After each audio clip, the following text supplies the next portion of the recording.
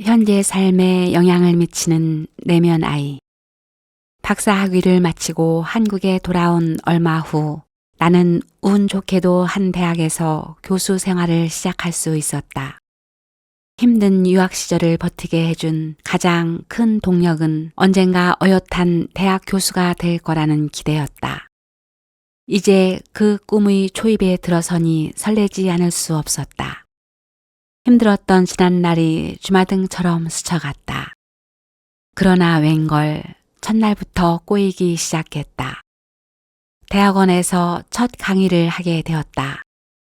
강의실을 찾아가는데 신임 교수를 알아본 한 학생이 자판기 커피를 한 잔 뽑아서 권했다. 강의 시간이 다 되었기에 나는 사양을 하고 강의실에 들어섰다. 잠시 후 수업을 시작하려는데 문이 열리면서 한 학생이 들어왔다. 조금 전 커피를 권했던 바로 그 학생이었다. 그런데 학생의 표정이 심상치 않았다. 매서운 눈초리로 나를 쏘아보는 것이었다. 아니나 다를까 강의를 하는 도중 그가 질문을 쏟아내기 시작했다. 예나 지금이나 학생들의 질문 유형은 크게 두 가지로 나뉜다. 정말 궁금해서 묻는 질문과 교수가 얼마나 알고 있는지 떠보기 위한 질문. 이 학생은 후자의 질문만을 연속해서 던졌다. 대답을 하면 또 다른 질문으로 신출내기 교수를 긴장하게 만들었다. 다음 시간에도 이런 양상은 계속되었다. 처음에는 어리둥절했지만 학생의 의도를 파악한 나는 몹시 불쾌하고 화가 치밀어 올랐다. 그 학생과 나 사이에 흐르는 미묘한 긴장을 느낀 다른 수강생들은 불안해했다. 아마도 짓궂은 학생을 잘 제어하지 못하는 교수의 우유부단함에 슬며시 짜증이 났을 것이다. 지금 같으면 그런 질문쯤 유연하게 받아 넘기며 학생의 의도를 살짝 꼬집어 비판했을 텐데 당시 나는 너무나 집요한 학생의 태도에 겁조차 났다. 심지어 그 학생은 수업에 대한 불만을 학교 홈페이지에 올릴 수 있다고 은근히 협박까지 했다. 꿈에 그리던 교수 생활이 악몽으로 바뀌는 데는 그리 긴 시간이 필요하지 않았다. 강의 때마다 늘 그 학생 때문에 긴장했기에 수업을 마치고 나오면 극심한 피로가 밀려왔다. 교수를 꿈꾸던 시절이 언제인가 싶게 교수 생활에 대한 회의가 밀려왔다. 한 학기가 끝나갈 무렵 만감이 교차하는 터라 종강을 의미 있게 마무리하고 싶어 음료수와 과자를 좀 사오게 해서는 학생들과 도란도란 이야기를 나누는 시간을 마련했다. 강의실 테이블 원탁 형태로 배치하고 나도 한 자리를 차지하고 앉았는데 하필 내 옆자리로 그 학생이 다가오는 게 아닌가. 나는 잔뜩 긴장하지 않을 수 없었다. 이 녀석 마지막까지 나를 괴롭히려는 거야. 옆에 앉은 그는 자신이 반쯤 마시던 주스병을 들어 나에게 권하였다. 내 머릿속은 복잡하게 엉켰다. 아무리 젊은 교수라지만 새 주스를 권하는 것이 예의 아닌가. 이것도 나를 무시하는 의도된 행동일까? 온갖 의문이 머리를 스쳤지만 커피 한 잔 거절한 대가를 톡톡히 경험했기에 나는 그가 건네준 주스를 받아 단숨에 들이켰다. 그런데 정말이지 거짓말 같은 일이 일어났다. 주스병을 다 비우고 내려놓는 순간 갑자기 학생의 표정이 바뀌기 시작한 것이다. 처음 복도에서 커피를 권할 때의 순진하고 맑은 얼굴이었다. 그리고 그는 언제 우리 사이에 긴장이 있었냐는 듯 너무도 즐겁게 말을 이었다. 교수님, 한 학기 동안 너무 수고하셨어요. 제게 큰 도움이 되었어요. 다음 학기에 또 들어도 되지요? 어안이 벙벙했지만 어쨌든 주스병 덕분에 골칫거리 학생과 점차 친해지게 되었다. 그는 대학원을 마칠 때까지 내 수업을 2번이나 더 들었다. 후일 그의 어린 시절 이야기를 들으면서 왜 그런 어이없는 사태가 벌어졌는지 비로소 사정을 짐작할 수 있었다. 처음 본 교수님께 나름 용기를 내어 커피를 권하였는데 거절하셨잖아요.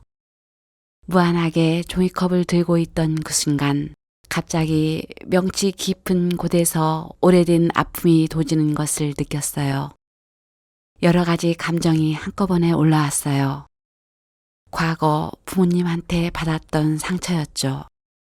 비교적 냉담한 부모 아래서 자란 그는 어린 시절부터 무언가 요구할 때마다 대부분 거절을 당하곤 했다는 것이다.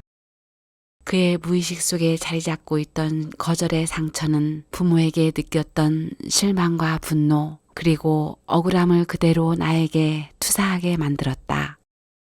내가 거절한 커피 한 잔이 이 학생에게는 과거의 상처를 덧나게 하는 기폭제가 된 셈이다. 어린 시절의 상처는 훗날 다른 사람에게 투사되곤 하는데 이런 현상을 전이 감정이라고 한다. 프로이트가 명명한 전이 감정은 과거의 경험이 현재 관계에 부정적인 영향을 끼쳐 상대를 착각하고 오해하게 만드는 현상이다. 이 학생의 전이 감정으로 인해 졸지에 영문도 모른 채 한 학기 내내 고통을 당한 것이다. 전이 감정은 모든 인간관계에서 빈번하게 일어난다. 부모와 자녀, 부부 사이에서도 얼마든지 발생할 수 있다. 형제를 다르게 대하는 부모의 편애에도 대체로 전이 감정이 작용한다. 부모의 자녀 사랑이 형제들 간에 똑같다는 의미로 10손가락 깨물어 안 아픈 손가락이 있느냐는 말을 하지만 많은 사람들을 면담해 본 내 경험으로 이는 현실과 조금 차이가 있는 공자님 말씀이다. 자녀를 키워본 사람이면 대부분 조금 더 정이 가는 자식, 다른 형제보다 한결 의젓하고 믿음이 가는 자식이 분명히 따로 있다고 말한다. 부모는 어린 시절의 경험을 통해 자신도 모르게 어느 자녀에게 잘해주고 반대로 어느 자녀에게는 지나치게 엄격하게 대하기도 한다. 세 자매 가운데 막내로 자란 수빈 씨. 그다지 넉넉하지 못했던 집안 형편에 어린 시절은 늘 언니들과 불꽃 튀는 경쟁이었다고 회상한다. 가만히 있다가는 새 옷 한 벌 얻어입기 힘들고 극성을 떨지 않고서는 대학 진학도 어려웠다. 수빈 씨가 특히 강하게 질투를 느꼈던 사람은 부모의 기대가 많았던 큰언니였다. 수빈 씨는 현재 결혼해서 딸만 둘을 두었는데 이상하게 첫 딸에게는 정이 안 가고 하는 짓마다 자꾸 미운 감정이 올라온다.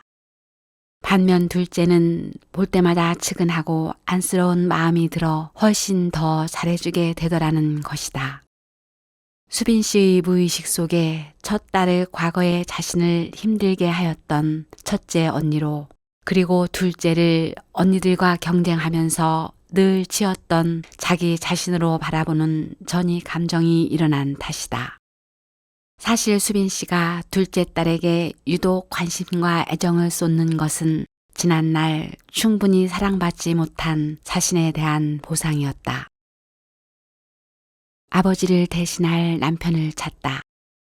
전이 감정은 특히 부부관계에 부정적인 영향을 많이 미친다. 어린 시절의 상처를 보상받고자 하는 마음이 배우자에게 지나친 요구를 하게 만든다. 그러나 남편 또는 아내는 상대방의 요구를 다 수용해 줄 만큼 완벽한 사람이 아니다. 배우자에게 바라던 욕구가 충족되지 못하면 과도한 요구는 이내 실망과 불만, 후회로 바뀐다. 남편의 무관심과 이기적인 성격에 지쳐간다고 호소하는 20대 후반의 민영 씨. 자신의 감정을 전혀 이해하지 못하는 남편에 대한 극도의 실망감 때문에 상담실을 찾았다. 그녀와 대화를 하면서 남편에 대한 과도한 실망감에는 어떤 까닭이 있음을 알게 되었다. 민영 씨는 초등학교 6학년 때 아버지가 돌아가셨다. 너무나 좋아하고 따르던 아버지였는데 일찍 돌아가시자 마음의 상처가 되었다. 민영 씨는 처녀 시절 남자들에게 인기가 좋았다고 한다. 많은 남자들이 접근해 왔지만 마음이 안 갔다. 그러다가 아버지처럼 다정하고 따뜻한 성격의 한 남자를 만나면서 몹시 끌렸다. 바로 지금의 남편이다. 민영 씨는 남편에게 전이 감정을 느끼고 있던 것이다. 아버지가 못다 주고 간 사랑을 남편이 채워주기를 바란 것이다. 그러나 실제 부부 생활에서는 남편 역할만이라도 잘하면 대박이다. 남편은 남편일 뿐 아버지가 아니다. 남편에게 아버지 같은 사랑을 기대했다가 실망하면서 민영 씨의 결혼 생활은 위기를 맞았다. 남편이 주말에 피곤해서 자고 있는 꼴조차 견디기 힘들다고 한다.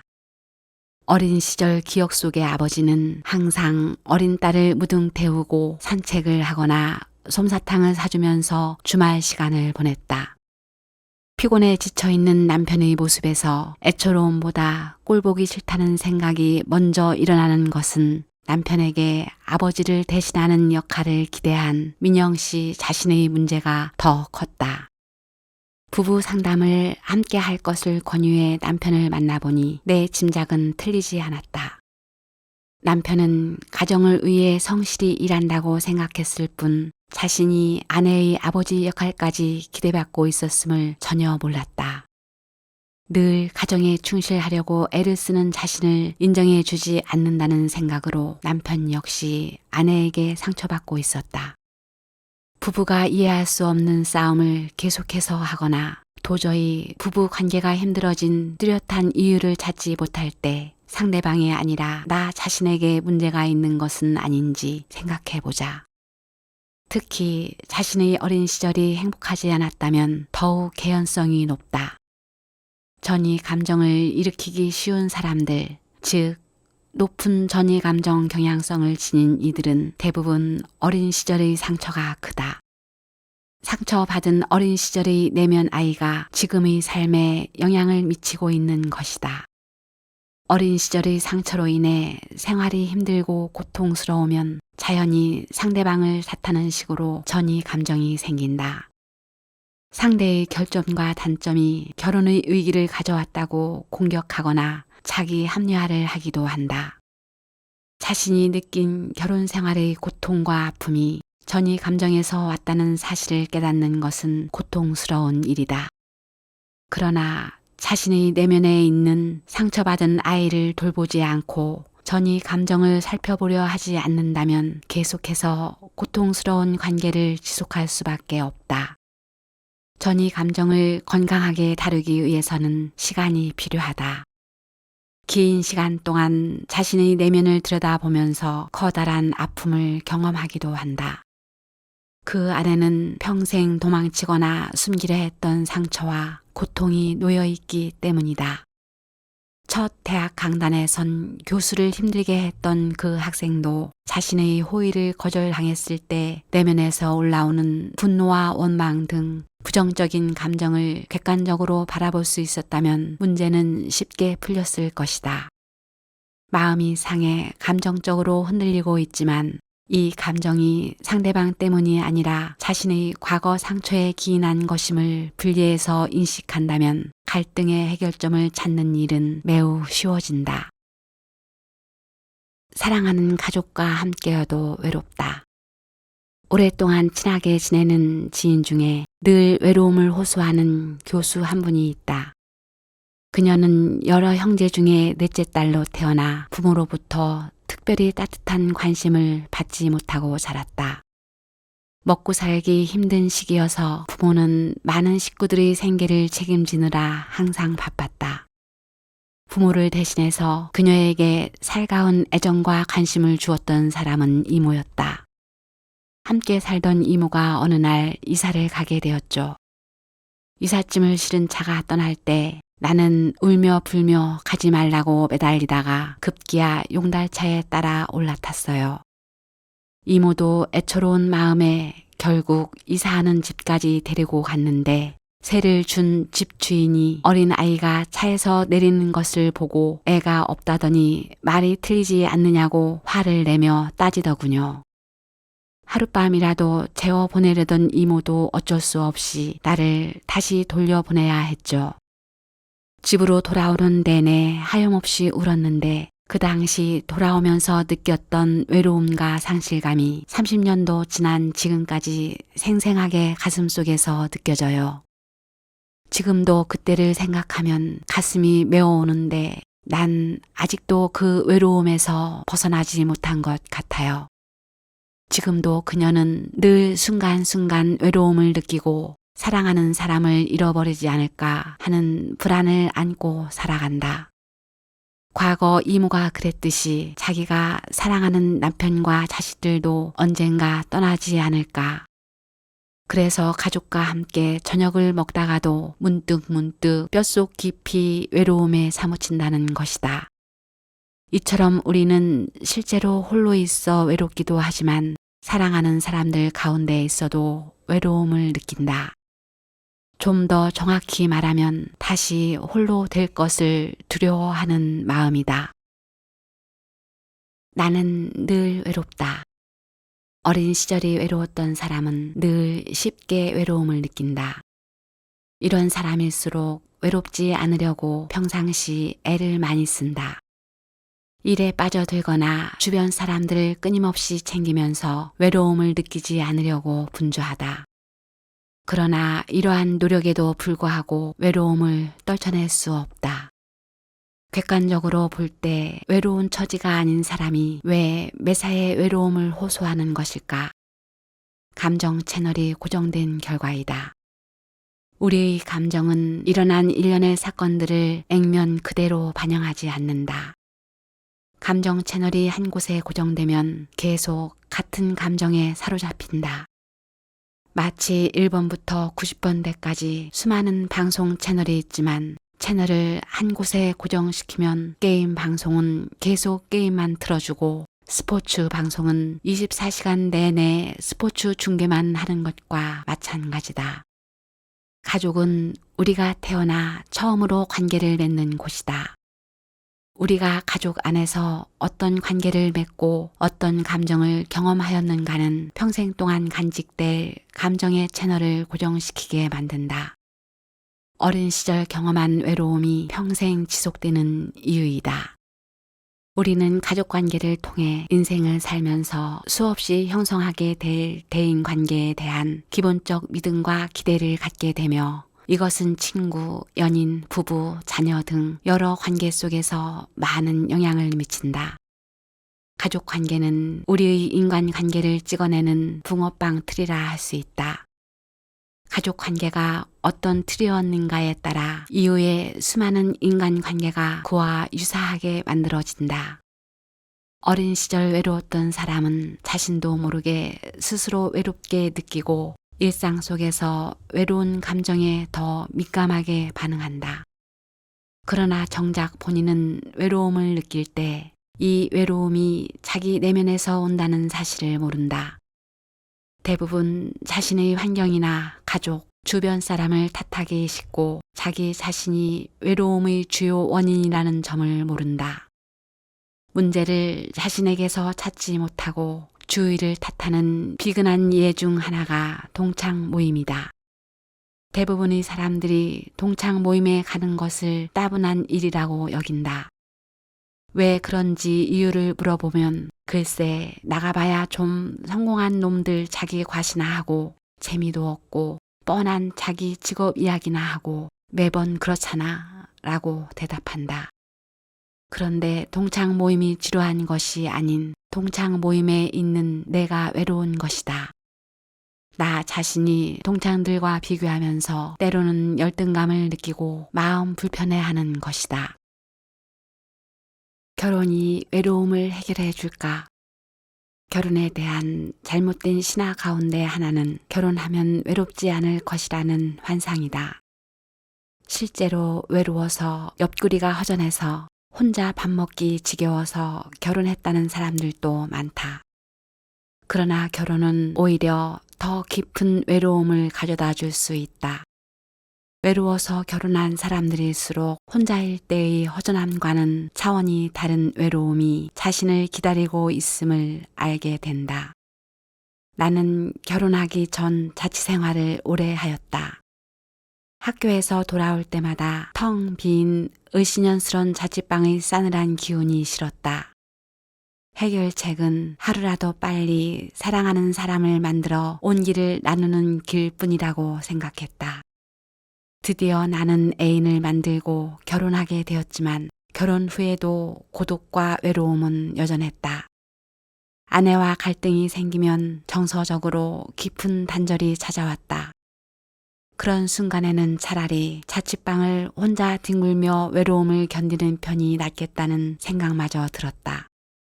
우리는 대개 자신과 가까이에 있는 사람들 때문에 외로움을 느끼거나 상처를 받을 때가 많다. 나에게 얼마나 소중한 존재인가에 따라 내가 받는 상처의 강도는 세진다. 고독한 노년을 보내는 노인들은 언제 외로움을 많이 느낄까? 바로 그렇게 사랑하고 애지중지한 자식이 자신을 돌아보지 않을 때이다. 직장 상사나 동료, 친한 친구, 부모, 애인이나 배우자 등 나에게 중요하다고 여기는 사람들로 인해 더 크게 상처를 받고 외로움과 불안을 느낀다. 특히 가족 안에서는 어린 시절에는 부모가, 결혼 후에는 배우자가 그 역할을 맡는다. 한 번은 라디오에서 노래를 듣다가 결혼은 미친 짓이야 라는 가사를 듣고 귀가 번쩍 뜨였다. 나중에 확인해 보니 화려한 싱글이라는 제목의 노래였다. 결혼은 미친 짓이야. 정말 그렇게 생각해. 이 좋은 세상을 두고 서로 구속해 안달이야. 외롭지 않기 위해 결혼하는 것이 미친 짓이라면 노랫말처럼 미혼이면 외롭지 않을까? 그렇지도 않다면 어떻게 이 외로움의 무한 저주에서 벗어날 수 있을까? 여기에 대해서는 자취방 시절에나 결혼 이후에나 늘 외로움을 느끼고 살기는 마찬가지인 나보다는 전 세계가 공인한 베스트셀러 작가의 조언을 참조하는 게 좋을 것 같다. 34개 언어로 번역되어 수백만 부가 팔린 사랑의 기술의 저자 에리 브롬은 사랑의 기술뿐만 아니라 소유냐, 존재냐, 자유로부터의 도피 등을 쓴 베스트셀러 작가이며 정신분석학자이자 사회심리학자이다. 프롬은 상담이란 자기를 알게 하는 것이라고 정의했다. 이 말을 따져보면 상담을 받는 행위 자체가 정신적 치유를 해주는 것이 아니라 상담 과정을 통해 자신을 알므로써 불행의 반복으로부터 벗어나는 실마리를 얻게 된다고 해석할 수 있다. 이때 중요한 것은 그래, 내가 어린 시절 외로웠고 상처받았지 라고 단순히 머리로 아는 것이 아니라 마음으로, 감정으로 아는 것이다. 우리 말에는 안다라는 말을 뜻하는 단어가 하나밖에 없다. 그러나 독일에서는 안다를 뜻하는 단어가 5가지가 넘는다. 에리 브롬이 자신을 알게 된다는 말은 곧 자기의 상처를 마음과 감정으로 직면하고 이해한다는 뜻이다. 자신의 상처를 알게 되는 사람은 상처를 객관적으로 바라볼 수 있다. 자신을 짓눌러 오던 외로움과 혹시 사랑하는 사람이 떠나버려 더 외롭게 되지 않을까 하는 불안의 원인을 알게 된다. 물론 자신의 뼛속 깊이 자리 잡은 외로움의 실체를 알게 되었다고 외로움에서 벗어나는 것은 아니다. 어린 시절부터 언제나 따라오던 외로움과 사랑하는 사람의 상실에 대한 불안은 생활 습관처럼 반복되었기 때문이다. 그러나 실체를 알고 나면 조금씩 차이가 생기게 마련이다. 외로움의 실체를 안 다음에는 이제 매일 일상 속에서 자신과 대화하며 자신을 설득하는 작업이 필요하다. 과거에는 외로움과 불안이 밀려오면 그 감정에 함몰되어 고통받았지만 이제는 그 감정들을 객관화시키고 다룰 수 있는 영역이 된다. 외로움과 불안이 밀려올 때면 그래, 이것은 저 사람 때문이 아니라 내 안에서 오는 거야. 나도 모르게 어린 시절 가족 안에서의 관계 패턴과 감정 채널을 반복해서 재경험하고 있는 거야 라고 스스로 설득하면서 순간 치밀어 올라온 외로움과 불안을 잠재우고 통제할 수 있게 되는 것이다. 치유라는 말은 상처를 깨끗하게 지워주는 것이 아니다. 안타깝지만 지난날의 상처는 깨끗하게 단번에 사라지지 않는다. 다만 지난날의 상처로 더 이상 현재의 내 감정을 다치게 하거나 왜곡하는 것을 막는 것이다. 상담 현장에서 많은 분들을 만나보면 상담을 받았지만 왜 여전히 내 안에 상처가 느껴지고 변화가 오지 않습니까? 하는 질문을 종종 받는다. 상담을 했다고 우리의 상처가 한 번에 해결되지는 않는다. 다만 자기의 상처를 잘 인식하게 되며 그것을 통해 끊임없이 자신을 설득하여 드디어 그 상처가 주는 고통을 본인 스스로 통제하고 다룰 수 있게 될 따름이다. 어린 시절 외로웠던 남편. 어린 시절을 외롭게 보낸 한 아이가 있다. 장사를 하는 부모님은 밤 늦게나 집에 돌아왔고 그는 형제도 없이 외로운 시간을 보냈다. 아이는 외로울 때면 언제나 집 계단 아래에 우두커니 앉아 있었다. 계단 구석에 쪼그려 앉은 아이에게 따뜻한 관심과 배려를 해주는 사람은 아무도 없었다. 그 아이는 이제 자라서 40대 초반의 회사원이며 한 여인의 남편이자 두 아이의 아빠인 가장이 되었다. 그런데 그는 지금도 외롭다. 아내가 자기를 사랑해도 자녀들이 아빠를 필요로 해도 언제나 가정 안에서 겉돌고 있다. 가족과 함께 밥을 먹고 텔레비전을 볼 때도 그의 마음은 언제나 어린 시절 외로움에 사무친 채 쪼그려 앉아 있던 집 계단을 찾아간다.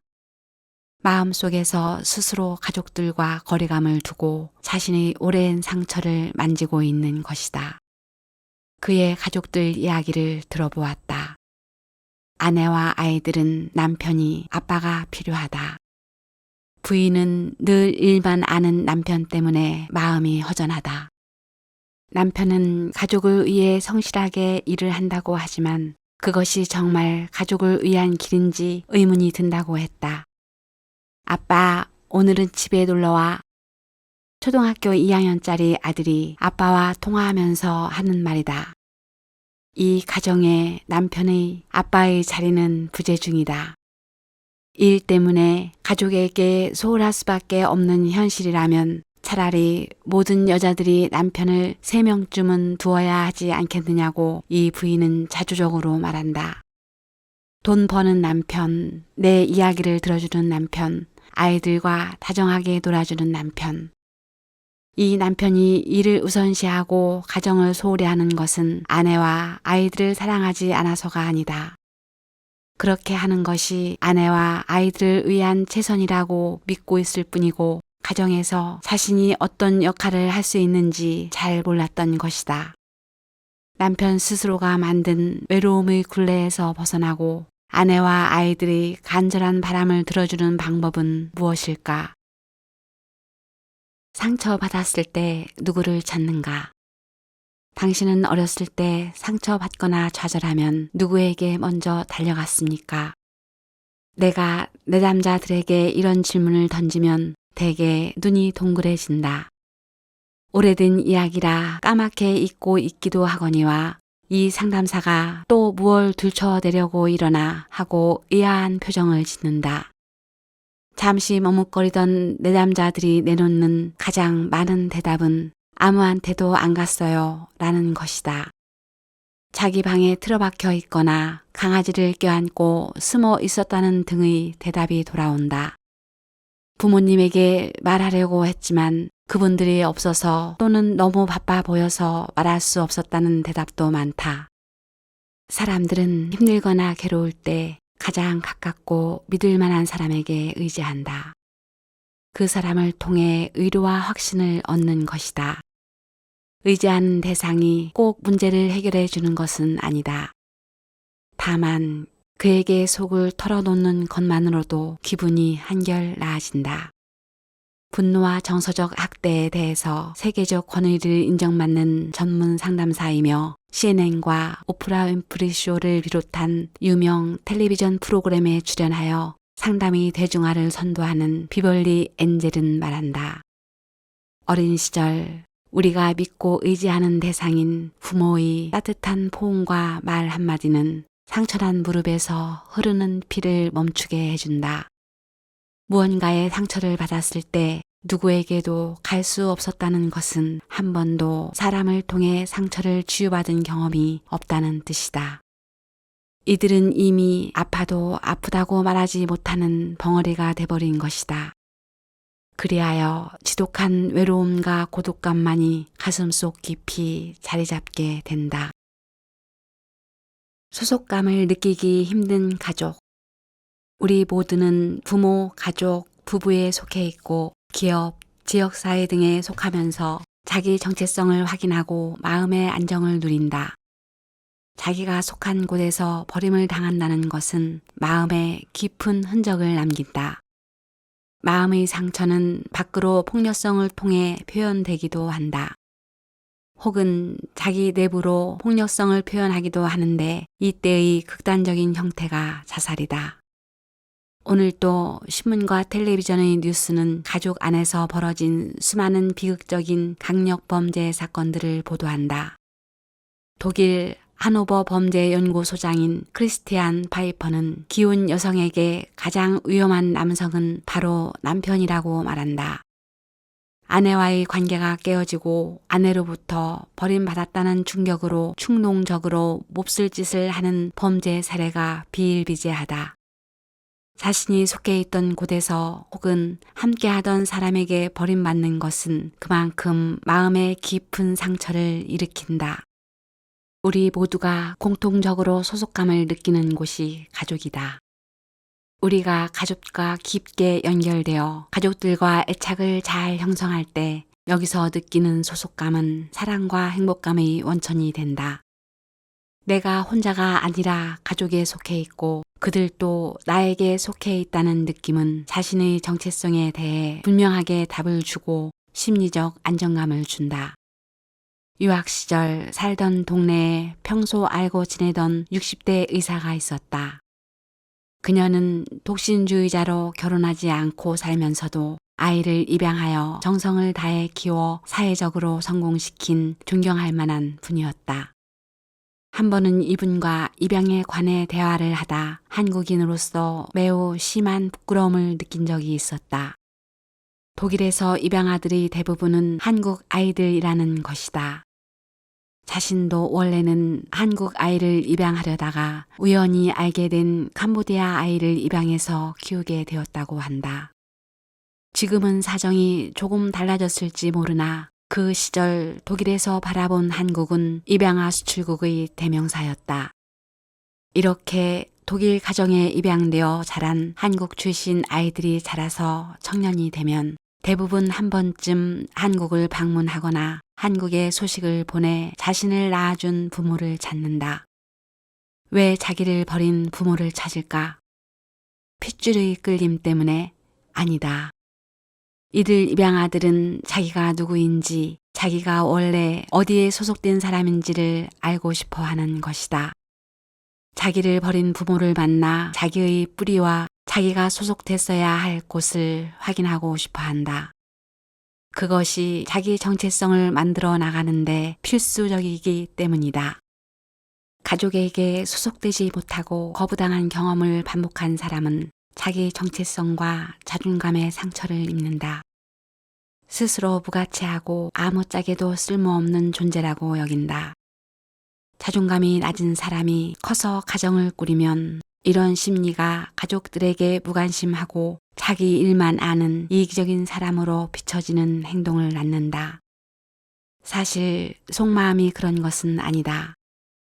어떻게 해야 다른 사람과 좋은 관계를 맺을 수 있는지, 좋은 분위기를 만들어낼 수 있는지 모를 뿐이다.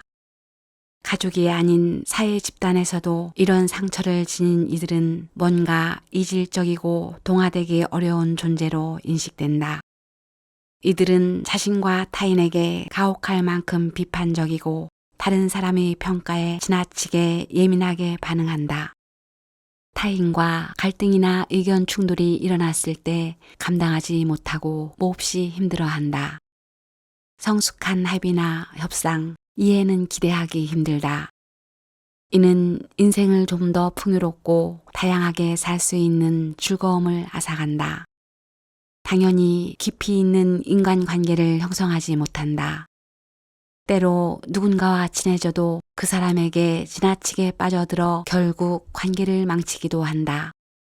이런 갈등이 여러 차례 반복되면 시간이 갈수록 점점 가족과 주변 사람들로부터 멀어지고 소외로 인해 상처받은 자신을 보호하기 위해 더 강력한 보호책을 만들어낸다. 분노의 폭발, 강박 행동, 자살 시도, 지나친 게으름, 우울증, 성적 방탕, 중독 등이 그것이다. 소속감의 부재는 사랑과 인정에 대한 결핍을 낳고 이는 모든 문제의 근원이 된다. 가정을 따뜻한 둥지로 만들어 각 구성원들이 그 안에서 소속감을 느껴 평안할 수 있게 노력을 기울여야 한다. 특히 어린 시절을 외롭게 보낸 사람일수록 자신의 어린 시절을 반복하지 않도록 더 많은 노력이 필요하다. 외로웠던 그 시절에는 아무것도 할 수 없던 무기력한 어린 아이였지만 지금은 성인이며 스스로를 책임져야 한다. 현재의 모습을 부인하지 않고 받아들여야 한다. 지금 가족들이 얼마나 힘들어하며 참고 견뎌내고 있는지를 들여다볼 수 있어야 한다. 어린 시절의 상처가 아물 수 있도록 자신의 감정을 돌보고 자신의 오랜 도피처이자 스스로를 고립시켰던 마음의 공간에서 서서히 빠져나와야 한다. 불행하게 자란 사람일수록 가족에게 진실한 애정을 느끼고 가족에게 사랑을 주는 과정은 낯선 경험이며 결코 쉽지 않지만 그 결과는 자신의 온 인생을 그리고 더없이 소중한 가족의 미래를 따뜻하게 밝히는 등불이 될 것이다. 마음의 상처는 몸에 흔적을 남긴다. 영화나 드라마 감독들은 작품을 만들기에 앞서 누구를 캐스팅할 것인가를 놓고 심각한 고민에 빠진다. 이때 수많은 후보 배우들을 만난다. 그래서 나름의 사람을 보는 안목이 생긴 것인지 신인 배우를 보면 크게 될 사람인지 아닌지 처음부터 느낌이 온다고 말한다. 한류 신드롬의 원조라 할 수 있는 드라마 겨울연가의 윤석호 감독은 배용준을 처음 만났을 때 그런 느낌을 받았다고 한다. 바로 이 사람이야 라는 생각이 들었다는 것이다. 그러나 그 이유를 물으면 딱히 이렇다 할 설명을 못한다. 감독의 직감은 배우의 몸에서 뿜어져 나오는 에너지 파동에서 받은 느낌이다. 인간의 몸과 내면은 에너지가 순환하면서 깊게 연결되어 있다. 몸은 마음을 비춰주는 거울과 같으며 우리의 마음속에 어떤 일이 벌어지고 있는지에 대한 중요한 실마리를 제공해 준다. 우리의 몸은 과거의 흔적들을 저장하고 있는데 음식의 맛을 몸이 기억하는 것 또한 그 예이다. 고구마를 먹고 체한 사람은 고구마만 봐도 식욕이 떨어진다. 살구의 신맛을 기억하고 있는 우리 몸은 살구라는 말만 들어도 입안에 침이 고인다.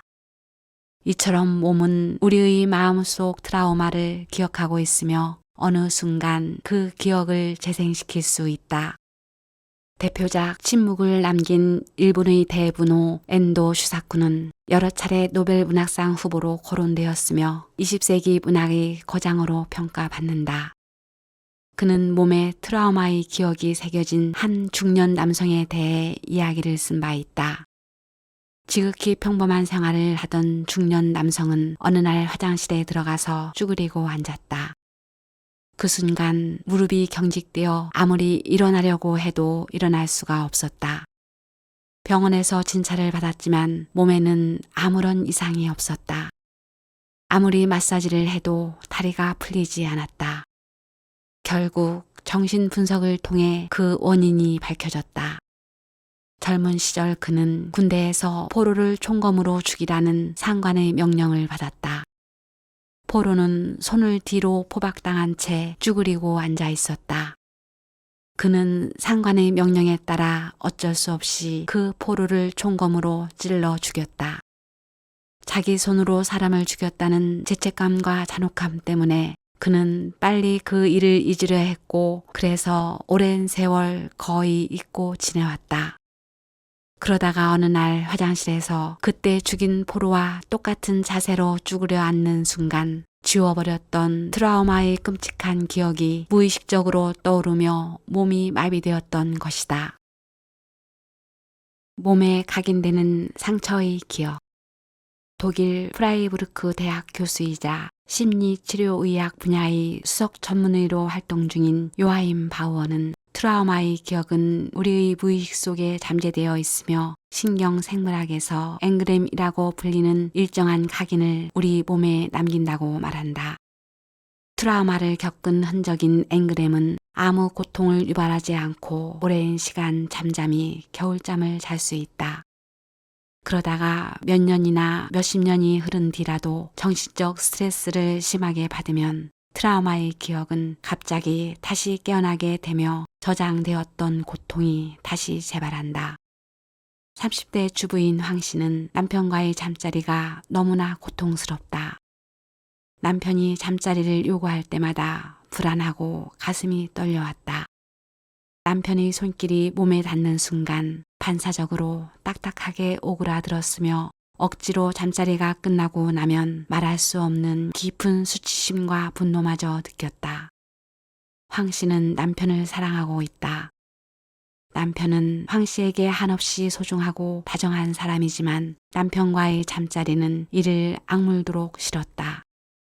마음속으로 남편의 손길을 느끼려 할수록 몸은 따뜻함이나 쾌감을 느끼기는커녕 더욱 경직될 뿐이었다.